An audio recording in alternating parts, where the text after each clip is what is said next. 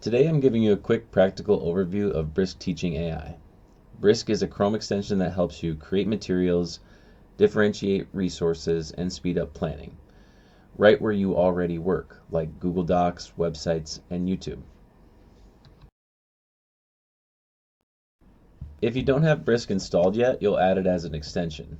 Open the Chrome Web Store and search Brisk Teaching. Click Add to Chrome, then confirm Add Extension. After it installs, go to the top right of Chrome and click the puzzle piece icon to open your extensions menu. Find Brisk and click the pin icon so it stays on your toolbar. That way Brisk is always one click away. You can also add Brisk in other browsers like Microsoft Edge. Now when you click Brisk, it opens a side panel. Brisk is also context aware, so what you see changes depending on where you are, Google Docs, slides, a website, or YouTube. Now with Brisk, when we open it up in Docs, you'll notice that you can click on this little icon and it will open up this side menu. You can move this around if you want to. And mostly what you're going to be doing is when we're looking at something like this with our module 2, 5 notes, we're going to create different things off of that. So we have a number of different categories here, like popular tools, curriculum essentials, administrative tasks, and interventions. You'll notice that some of them have a little schoolhouse next to them. That's for if you upgrade and you pay for the upgraded version of Brisk. For this, let's say that we wanted to generate something from our curriculum essentials. And since we're looking at a science unit here, the structure of the atom and the periodic table, I'm going to click on Science Lab to generate that. Now, one of the things that you'll want to do is you'll want to go to, in this case, the document is going to start, the Science Lab is going to start being produced in the document. So I'm going to go to the very bottom of my module where the notes are, and I'm going to add my Science Lab right there. Now it's going to ask you for a couple things like grade level, which you can change. You can include sources if you want to. For this, what we're going to do is just put in a prompt, pretty basic prompt, where we're asking it for our lab that is going to be based on our module 2, matter, properties, and changes. So I'm actually just going to copy this and I'm going to say, I would like a lab just based on module 2, matter, properties, and changes. You can pull the standards in, but that is a paid feature as well, so you'd have to upgrade for that if you want to do that. Then we're going to hit Brisk, and what you're going to notice is that it's going to put it right under our module. So it's making a properties and changes lab with an objective, background information, listing out the materials, safety precautions, procedure with different parts, and the activities that would go along with that, and even an observation table and analysis questions. So we've got this lab that's been designed for us, and it happens really quickly, but the thing to remember is always look through it to see if it's any good so that you can deliver it to the students. Now let's take a look at how Brisk can be used in websites. It's going to follow the same concept. It's just that what happens is we're no longer Google Docs, so we're going to interact with this web page instead. You'll notice that it recognizes that there's a web page, and we can create some things off of this. One of the things that it could be very helpful when you're looking at something like this with our science unit that we're doing on matter is that we can maybe give something to the students like this reading, but we might want to change the level of that. Now you still have your create options, so you can create all sorts of things off of this, like quizzes or guided notes, examples, rubrics, syllabus. You still have everything available to you in the curriculum essentials. But what we'll do for this one is we'll show how you can change the level of this text. So right here, it will actually assess what reading level this is, and it's recognizing it as a university level. But with our 10th grade unit, we maybe want to get that down so that it's more accessible to them and their reading level. So we can also change this. If you wanted to change it to where it was more for elementary students, you could do that. But let's stick with 10th grade. We'll click change reading level. And what it's going to do is it's going to bring us over to Google Docs. And we have a couple things here. At the top, you'll see the same title. You have a link to your original article.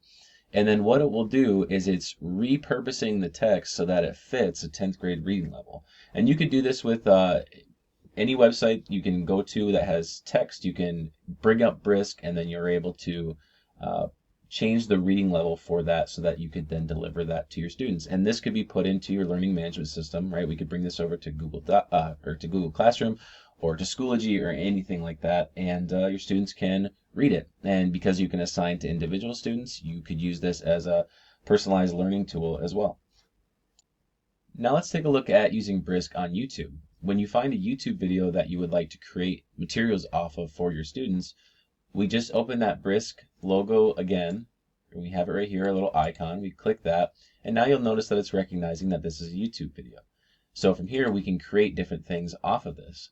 And one of the things that I like to create off of YouTube videos is you could either do some guided notes, or you could do a resource like guided questions or something like that. But let's try to create a quiz so you can see that too off of a YouTube video. And you can create quizzes off of websites or docs, those things that we saw prior to this.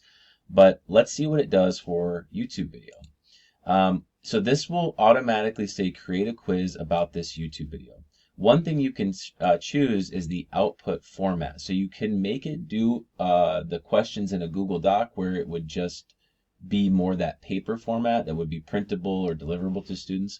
But what I really like about this is the connection to Google Forms, because when it creates the quiz, you can have it directly build in Google Forms. Now for this, one thing I like to add is if you have any specifics about things about the video that you want to make sure are covered in the quiz, particularly if it's a longer video, because it's going to pick and choose how it creates those quiz questions. So you could be very specific, or you could say something like, make sure the quiz questions are spread out throughout the video. Otherwise, it might chunk all the questions at the beginning of the video or something like that, so you just want to be aware of that. Then you can select the grade level. You can choose what types of questions. So maybe we want some short response or long response questions, but for this, we'll just do multiple choice. We'll bring it over into Google Forms, and let's just say we want to go with 5 questions for this. And what we're going to see is that it's starting to pull in questions from that video. So here's our title that's already been created, and then we would have to evaluate and make sure that the things that are part of our questions are found in the video. Make sure you look that over, make sure these are questions that you want to ask that tie to maybe your assessment at the end, or anything that you've covered in class. Just be sure you check that both the questions fit and that the answer key is correct as well. You don't want to give it to students without those things being checked. Now, what if we want to create a slideshow? You could do it off of your notes, or you could do it off of the website that we saw earlier. So let's say that you had a presentation that you wanted to do about this topic, or maybe it's a bunch of scientists that we would look at. But just for the sake of this, let's take a look at when we are in a web page, or if we are in our notes, right? You'll have the ability to create a presentation. So we can click on this presentation option, and it's going to say create a presentation about this web page. And then likewise, if we do a presentation from our document, you can put in what the prompt will be. So there's some slight variations there depending upon what you're in. Remember, we said it's context specific, so you might be in one tool and that'll change what it does. But we're just going to look at this website, and we're going to keep it on our 10th grade. Let's just do 5 slides, and you can either do without images, or if you have the paid version, you can do with images. So for this, we'll have to select without images, and we'll leave just our standard create a presentation about this web page. And then it does let you choose some different options for a theme of the slideshow. And then we're going to hit brisket. And what we're going to do is we're going to get a slideshow that is created based on our theme. We have our scientist that we had there with the revolutionary chemist. And then it's going to start to construct a slideshow for us. Now again, like everything we've been talking about, check that what is in there is what you want to be in there, that it fits what you've been talking about in class, that it's accurate. All those things are extremely important.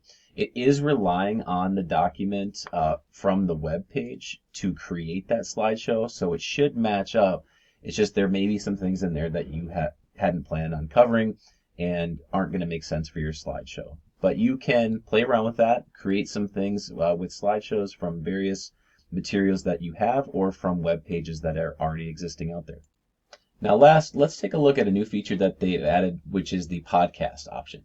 So you can, from a website or from, let's say, your notes that you have, or maybe the presentation that we created, we can generate a podcast here about this, and this will be something that the students could listen to. You'll be limited if you're on the free version. You have the 1 to 2 minute option for this, and when you hit Brisket, what it's going to do is generate a podcast that you could then listen to.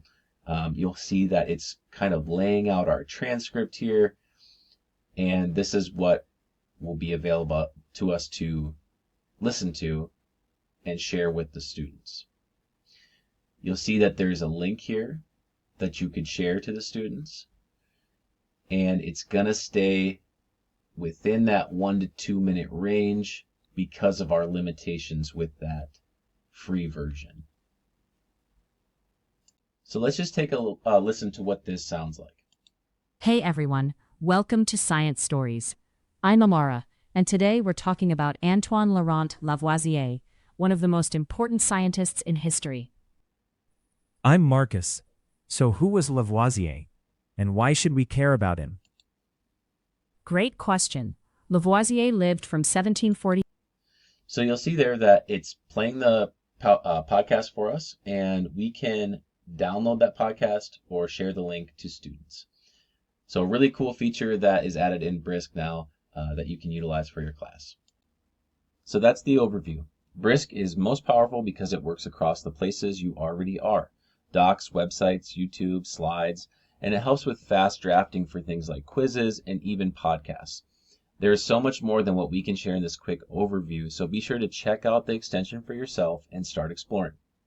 A quick reminder, always review what it generates and avoid entering sensitive student information into any AI tool. Thanks for watching.